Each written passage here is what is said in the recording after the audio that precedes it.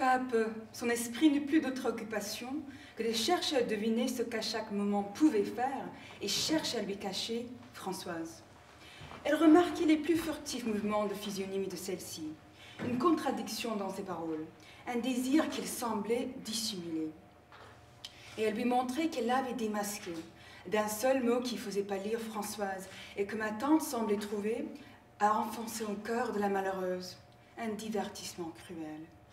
Et le dimanche suivant, une révélation de Lali, comme ces découvertes qui ouvrent tout d'un coup un champ insoupçonné à une science naissante et qui se traînait dans l'ornière, prouvait à ma tante qu'elle était dans ses suppositions bien au-dessous de la vérité. Mais Françoise doit le savoir maintenant, que vous y avez donné une voiture. Que je lui ai donné une voiture, s'écria ma tante. Ah, mais je ne sais pas, moi, je croyais, je l'avais vu qui passait maintenant en calèche, fier comme Artaban, pour aller au marché de Roussainville. J'avais cru que c'était Madame Octave qui lui avait donné. Peu à peu, Françoise et ma tante, comme la bête et le chasseur, ne cessaient plus de tâcher de prévenir les ruses l'une de l'autre. Ma mère craignait qu'il ne se développât chez Françoise une véritable haine pour ma tante, qui l'offensait le plus durement qu'elle le pouvait.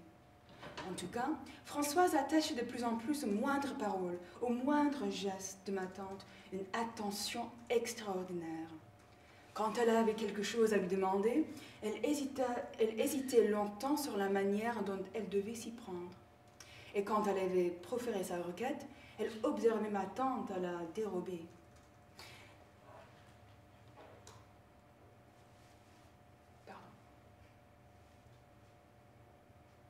Tâchant de deviner dans l'aspect de sa figure ce que celle-ci avait pensé et décidé.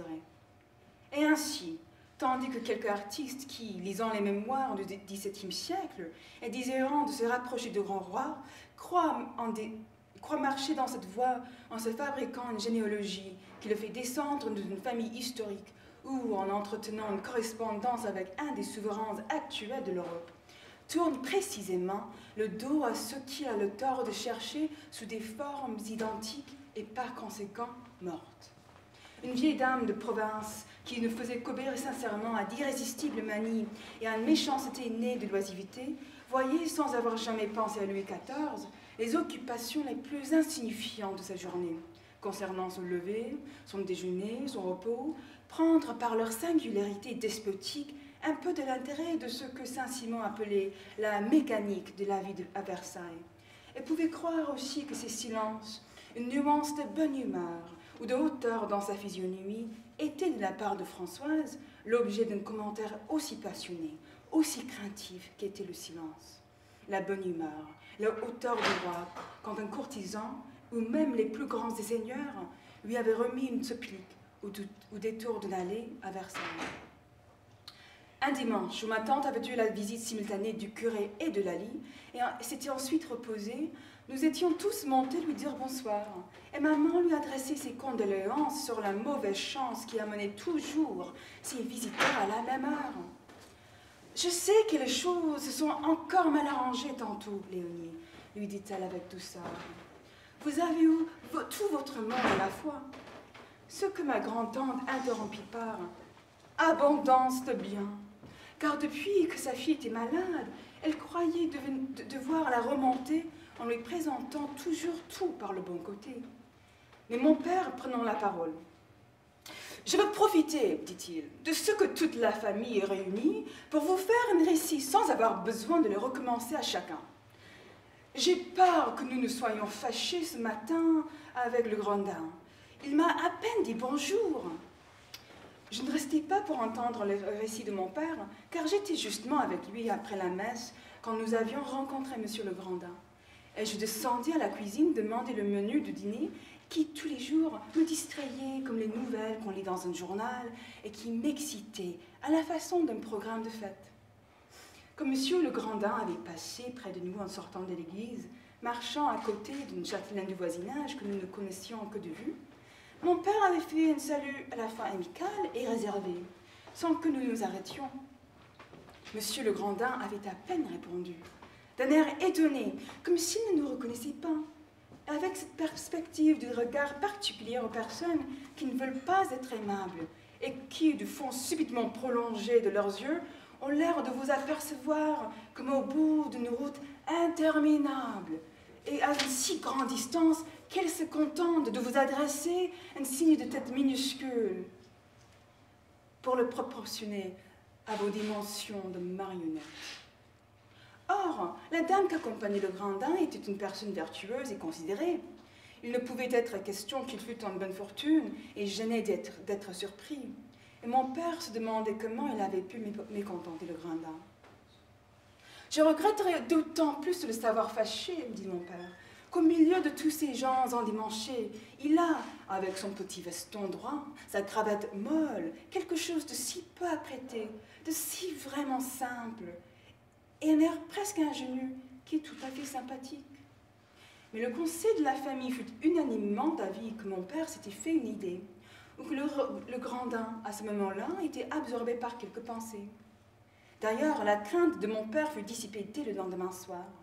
Comme nous revenions d'une grande promenade, nous aperçûmes près du Pont-Vieux le Grandin, qui, à cause des fêtes, restait plusieurs jours à Cambrai.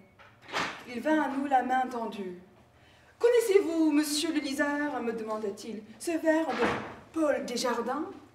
Les bois sont déjà noirs, le ciel est encore bleu.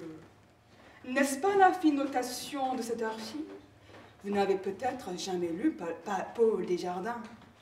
Lisez-le, mon enfant. Aujourd'hui, il se mue, me dit-on, en frère prêcheur. Mais ce fut longtemps un aquarelliste limpide. Les bois sont déjà noirs, le ciel est encore bleu. Que le ciel reste toujours bleu pour vous, mon jeune ami, et même à l'heure qui vient pour moi maintenant, où les bois sont déjà noirs, où la nuit tombe vite, vous vous consolerez comme je fais, en regardant du côté du ciel. Il sortit de sa poche une cigarette, resta longtemps les yeux à l'horizon. « Adieu les camarades !» nous dit-il tout à coup, et il nous quitta.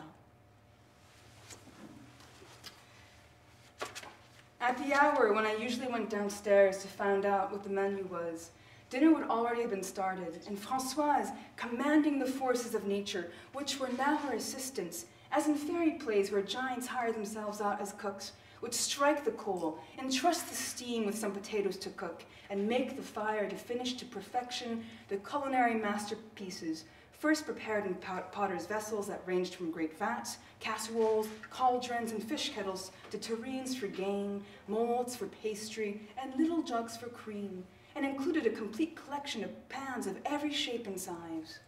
I would stop by the table where the kitchen maid had just shelved them to see the peas lined up and tallied like green marbles in a game. But what delighted me were the asparagus, steeped in ultramarine and pink, whose tips, delicately painted with little strokes of mauve and azure, shade off imperceptibly down to their feet, still soiled as they are from the dirt of their garden bed, with an iridescence that is not of this earth. It seemed to me that these celestial hues revealed the delicious creatures who had merely metamorphosed themselves into vegetables, and who, through the disguise of their firm, edible flesh, disclosed in these early tints of dawn, in these beginnings of rainbows, and this extinction of blue evenings, the precious essence that I recognized again when, all night long, following a dinner at which I'd eaten them, they played, in farces as crude and poetic as a fairy play by Shakespeare, at changing my chamber pot into a jar of perfume. Poor Giotto's charity, as Swann called her, instructed by Françoise to scrape them, would have them beside her in a basket, her expression as mournful as though she were suffering all the misfortunes of the earth. And the light crowns of azure that girded the asparagus stalks above their tunics of pink were delicately drawn, star by star, as in the fresco are the flowers bound around the forehead or tucked into the basket of virtue at Padua. And meanwhile, Françoise would be turning on the spit one of those chickens, such as she alone knew how to roast, which had carried the fragrance of her merits to the far reaches of Cambrai, and which, while she was serving them to us at the table, would cause the quality of gentleness to predominate in my particular conception of her character, the aroma of that flesh which she knew how to render so unctuous and so tender, being for me only the specific perfume of one of her virtues.